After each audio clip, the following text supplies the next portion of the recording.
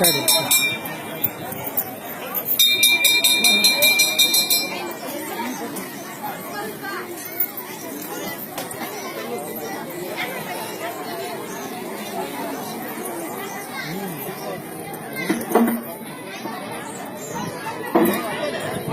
Hello Shri Shri Shri మహాయోగి పద్మాదేవి మాతకు ఇక్కడికి రావడం జరిగింది. భక్తులకు విజ్ఞప్తి, దూరం నుంచి నమస్కారం చేసుకోండి స్వామి, దగ్గరికి రావద్దండి, నిలబడద్దండి, కూర్చోండి స్వామి. దర్శనం చేసుకున్న తర్వాత కూర్చోండి, దగ్గరికి రావద్దు.